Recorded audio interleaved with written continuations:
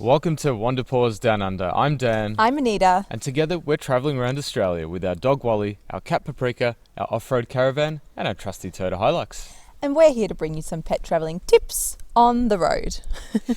And this time we're actually still on the Gibb River Road. But we're coming close to an end, right? That's right. Part 3 of our 3-part episode series on the Gibb River Road. As you can see, if you had watched our first 2, there's just so much to talk about. We couldn't have possibly fit it into one episode.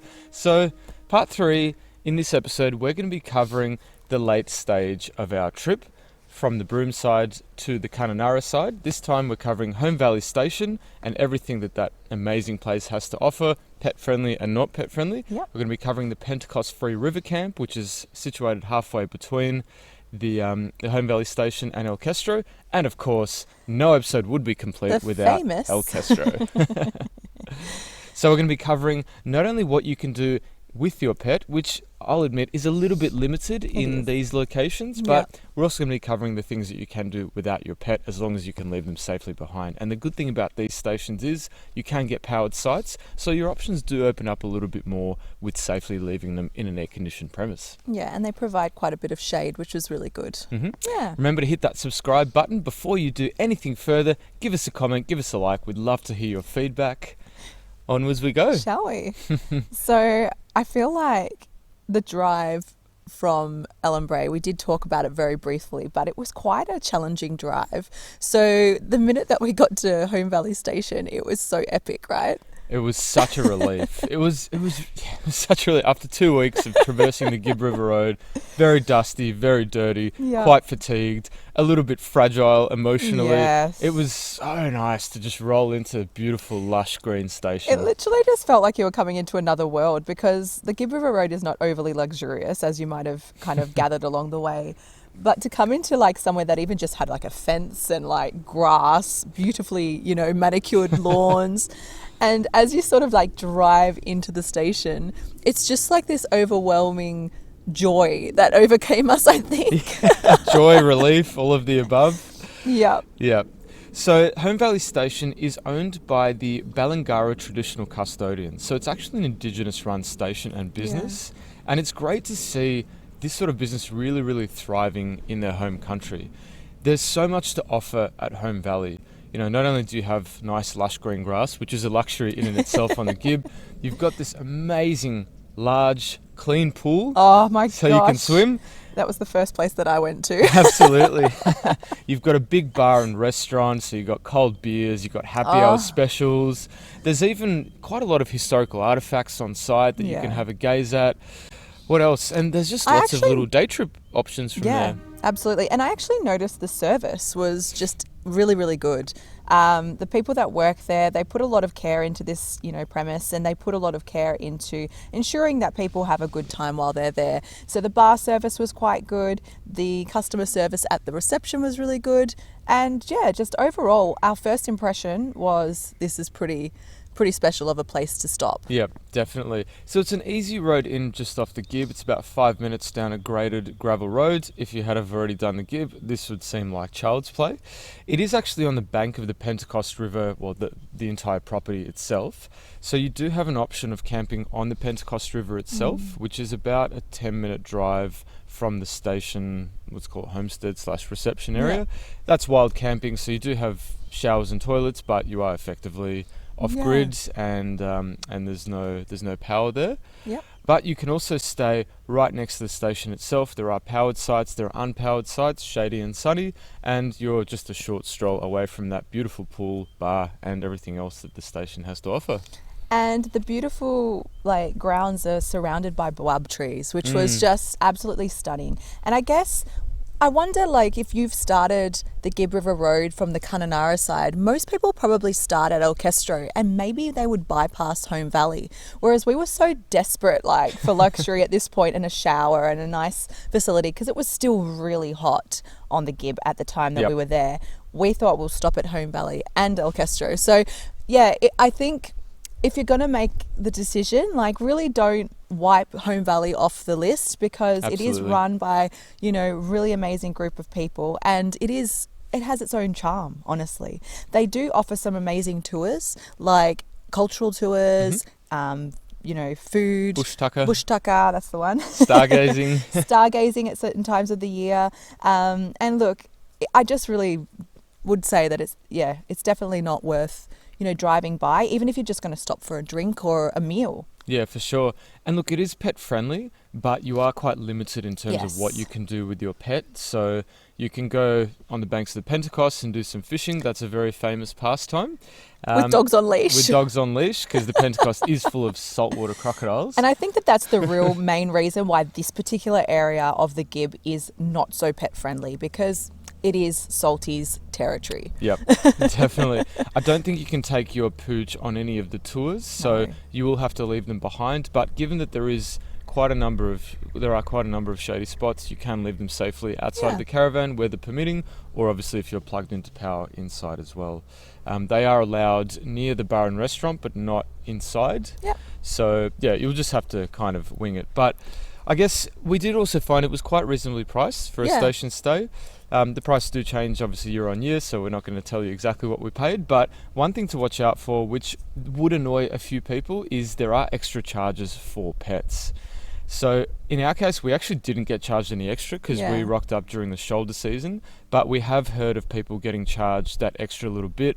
It is a little, I don't know, for me it doesn't sit that well, because it's not like the pets are allowed to use the facilities, they can't use the pool, they can't use the showers and toilets, so why are we getting charged extra? But again, that's a conversation for another day. Absolutely.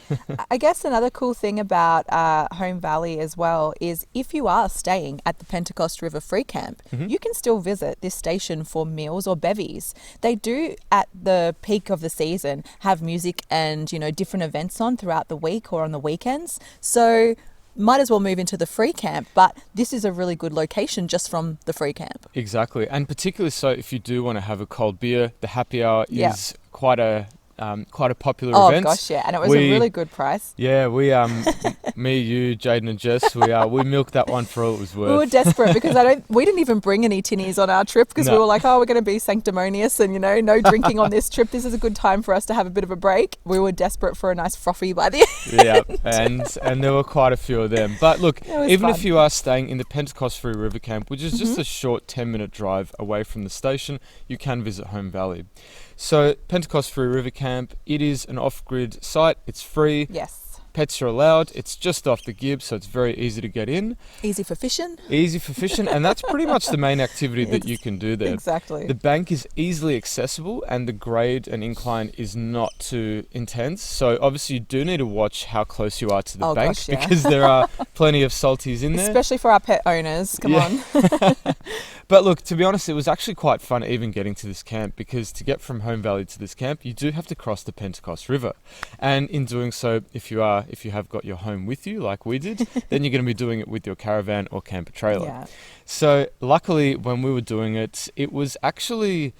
Well, we actually did it the first time with just the car, so we wanted to give it a bit of a test run, and it was a really good introduction. The water level was very low. There hadn't been rain for probably weeks, maybe even months. I think it did rain, Dan, just like the day before, but... That was the next day when that was a few days later when we left Home Valley. Jumped. Sorry, guys. Yeah, so it was a good opportunity to check out the water level, make sure that we're comfortable with the bottom of the Pentecost, and that was fun. We were rewarded. I mean, it was only about 35 to 40 centimetres deep, so it was very, very gentle. We got through it easily. Yep, took a few good shots with Jaden and Jess, and on we went to that Pentecost Free River Camp, which also doubles up as a day use area, as you can tell by our photos. Yeah, and we had Wally down there. Even he got into the cowboy spirit. Absolutely. And in my true spirit, if you remember the previous episode that we did, I lost a number of lures at Ellenbrae Station, and of course, this place was no different. I lost another lure. This time, nobody swimming for that one. Nobody was going to go recover it because the river was full of salties. Yes. But a great day out, really fantastic to spend the day with a bit of sunshine and a bit of shades, and try your luck for some barra.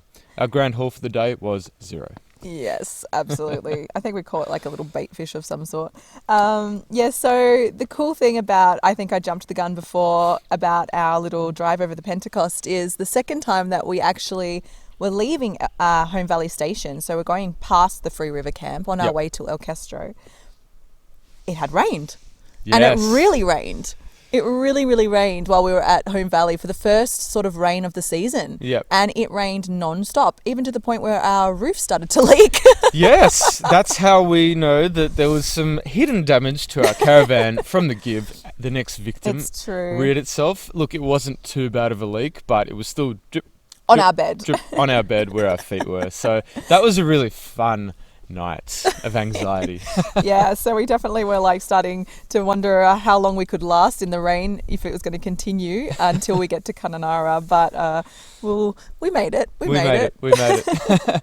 So look, El Questro, a lot of people know it as the jewel in the crown of the Gibb River Road. It does have a lot of mixed opinions, and it does seem to bring out really, really strong emotions in people. Yeah. On this episode, we're going to cover just the highlights as we experienced it. So keep in mind, we were there during the shoulder season. So the build-up was starting. It was starting to get really hot. The numbers of people on the Gibb were right down. But we're going to be covering the multiple hikes that we did. Yep. Some gorges, four-wheel drive tracks. Unfortunately, pretty much all of them were closed due to the combination of heat, low water levels, and then rain and staff wind downs. But we were still able to spend a good 4 days really lapping up the best that El Questro has to offer. So El Questro is only 50 kilometres from Home Valley Station. So this is why, if you're starting in Kununurra, you might be making a decision between El Questro and Home Valley. I think Home Valley has a little bit more of an authentic feel, but maybe a little less activities. I mean, you could pretty much drive between them, but it is a long drive for day activities, I think. Yeah, definitely. And there is fundamentally a bit of a difference in terms of El Questro feels and looks like a commercial, almost caravan park with a station added. Yes. Whereas Home Valley is an actual working cattle station. Yeah. So it's a bit reversed. But that being said, El Questro is just full of exciting things to do. Absolutely. Do not miss it. So to get into El Questro, you drive along the Gibb River Road, which after the Pentecost River actually becomes bitumen if you're coming from the Broome side. If you're coming from the Kununurra side, then it's all bitumen, baby, all the way to the Pentecost. But once you do turn into the El Questro Road, it becomes a pretty well-graded rocky road, similar to the Gibb in certain respects, but the better versions of the Gibb. Yes. Until you get to the first of 3 water crossings. And these river crossings are creek crossings and river crossings. They're definitely a little bit more... Oh, there goes the train. We've got a little train behind us. They definitely give you a little bit more anxiety, I think. They do. So you will have to do between 2 and 3 creek crossings depending on how wet and dry it has been. The average depth tends to be between 3 and 500 mil, so it can get a little bit deeper depending on whether you have a high clearance four-wheel drive. I would definitely recommend accessing the station with a high clearance four-wheel drive only and with an off-road van or minimum semi-off-road. It is hard to get bogged in these areas because they are quite rocky bottoms, so as long as you maintain your momentum, keep your tyre pressures to what you would on the Gibb, so for us that was around 32 to 35 psi, and just maintain that momentum. We did it in we high... never really felt like we would get stuck. I think it's quite smooth, the rocks as well, so yeah, didn't feel like any damage could be done on the tyres. Yeah, exactly. So we were in four-wheel drive high range the whole way, no problems at all. And look, it was actually quite fun to get a bit of extra footage. The caravan got through there, no problem. And it does give your underbody a bit of a clean as well, which is nice. But do watch out. Saltwater crocodiles have been known to inhabit these little creeks that you cross. So try not to get bogged. And if you do, try not to get out of the car and recover yourself in a different way. Absolutely. So when you do arrive though, oh gee, that train's just around the corner. So look, we'd read a lot about El Questro, a lot of negativity about, how it's not a real station, how it's a tourist trap, it's not authentic, blah, blah, blah. And to be honest, it kind of is, but it's still spectacular. I honestly thought it was great. I mean, I can understand, for the real bushy kind of people, how it might not feel completely authentic. But to be honest, nature is nature. It's not like they can make the nature any less beautiful or any less, it's not commercialized. The actual sites that you're going to see, like the waterfalls, the rivers, the rocks, gorges. it's just, you can't really, make that so commercial. I guess the part where the commercial sort of side comes into it is, for one, the quantity of people that would be there in the peak season and, the station itself.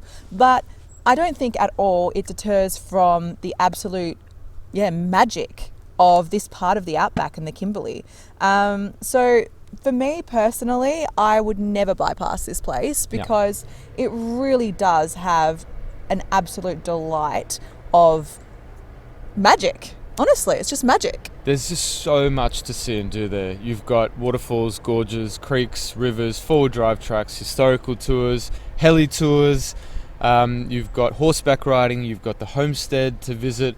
There's just so much to do there that even if you do want to avoid the crowds, because the camping area can get a little bit crowded in peak season, you can really escape from it all and get away from it all. And there are different options depending on your budget, because there's cabins, there's glamping tents, there's powered, and then there's unpowered sites as well. Personally, I think it's great that it makes it accessible to all walks of life, because not everyone is, a person that's been out on the road for 12 months traveling the country. Some people want to experience the Kimberleys, and they don't have that kind of time. They just want to fly in, have a camp set up, have a nice cabin and experience the luxury of the outback Australia. And I think it's great for tourism. I think it's great for the people that come to visit.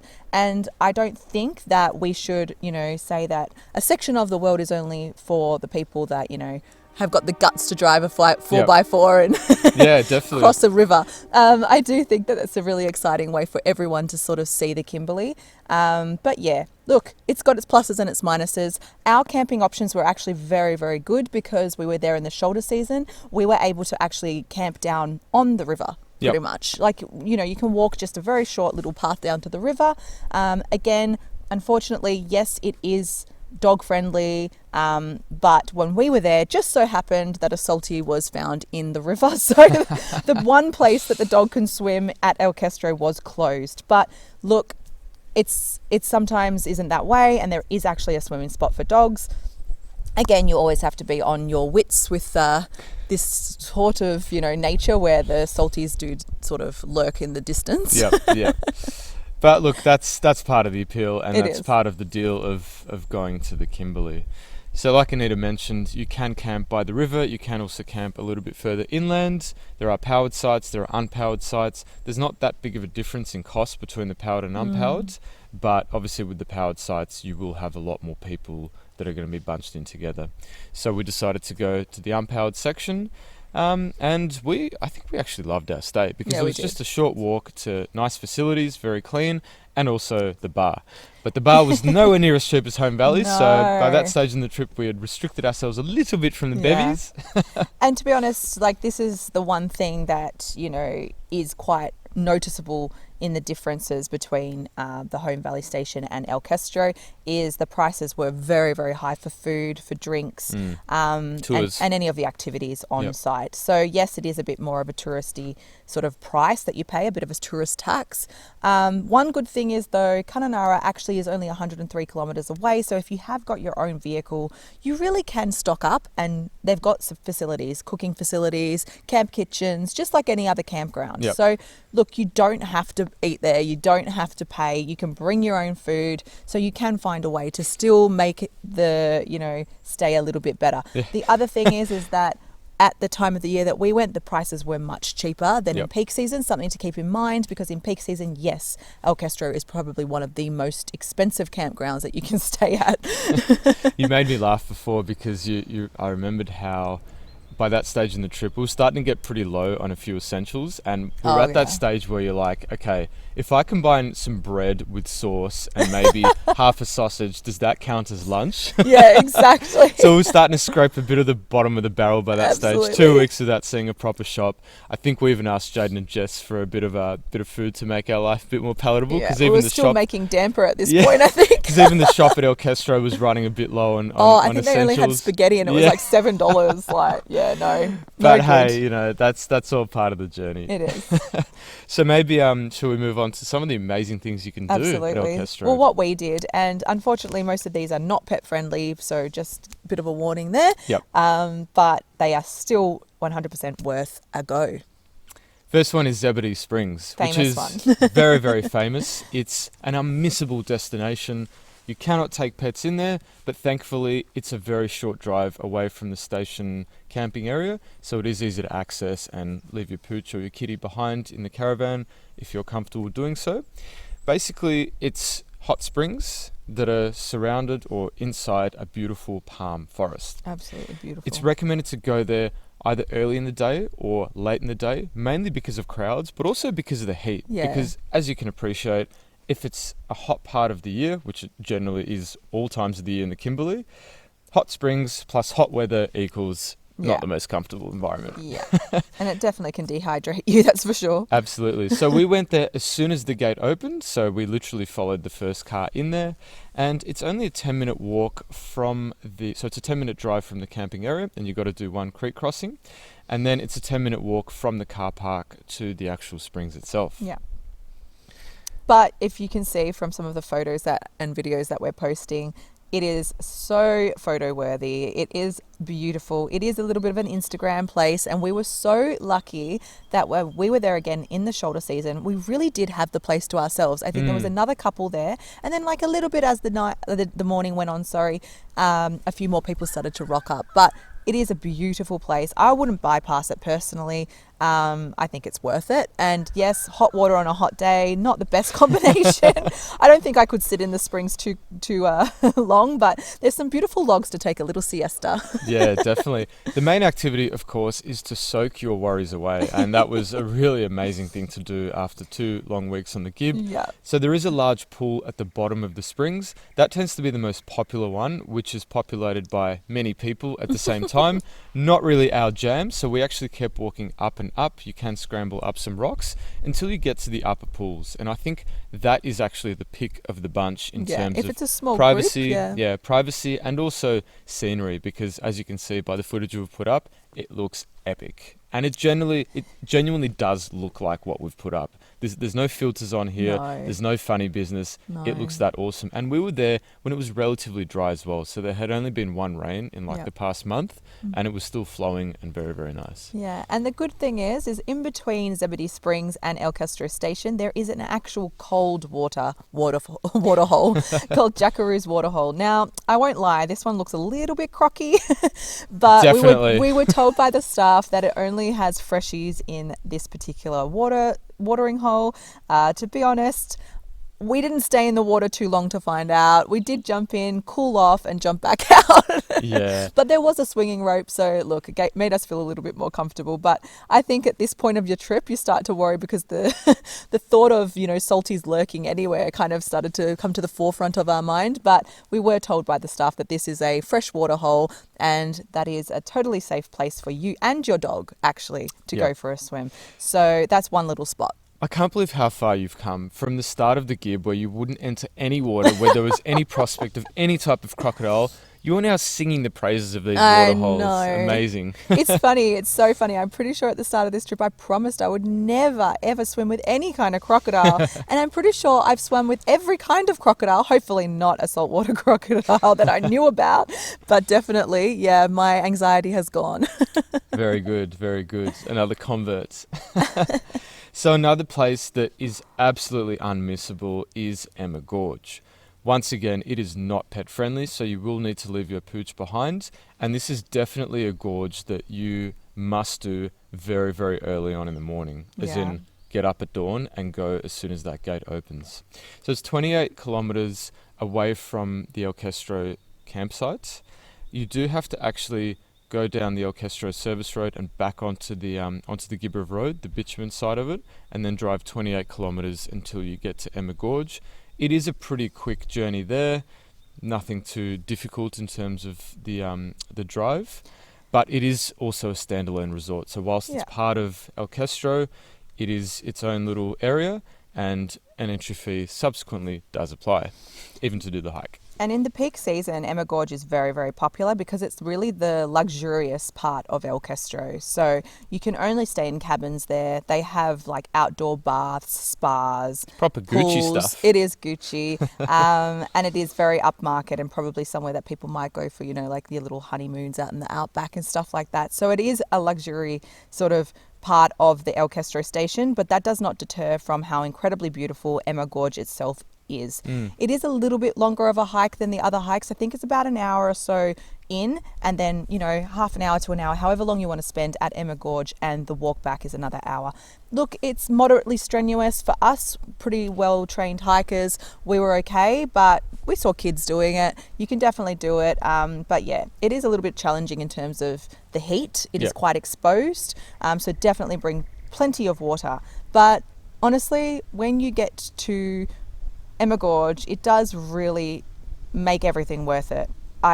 Maybe we were just lucky because it's shoulder season. There wasn't so many people there, so we didn't get, you know, that anxiety of, you know, being surrounded by heaps and heaps of people. It did feel quite authentic. So we were very, very lucky to have the waterfall and the gorge to minimal amounts of people. It was really beautiful. I would say it's even probably one of our favourite waterfalls or gorges on the Gibb. It sounds like a garbage truck is reversing over there, but I can't see any garbage truck. It's so weird. Anyway, one of our favourite gorges and waterfalls on the Gibb. When you arrive, you are greeted by a 65-metre tall waterfall. It is absolutely huge, and although it was a fairly dry time of the year when we were there, it was still flowing. There was actually greenery kind of going all the way down the whole waterfall. So and it beautiful just looked orange magical. rock and just beautiful. Absolutely magical. And the water was really, really cool. So you do get genuine relief from jumping in. And yeah, we found it really, really stunning. What a special and magical place. I think we even saw a black toad that everyone thought was alive. It was like this big, it was huge. It was just sitting there not moving, and then we realised it had flies on it and it wasn't eating the flies, so it must have been alive. dead. Yep. Whoops. How bad. How bad. But yeah, there are plenty of cane toads around. Unfortunately, that area seems to have been invaded by them by now. But yeah, just an extra little thing to watch out for. Some people saw snakes on the walk, but we were very lucky. We didn't see anything. Yeah, definitely one worth visiting, and it's worth a drive. And even if you're staying in Kununurra, it's easily accessible. You don't even need to go to Questro Station to access it. And for those people that are like, oh, Questro is too touristy for me, go in the shoulder season. Yep. Because it didn't feel touristy for us because there wasn't that many people there.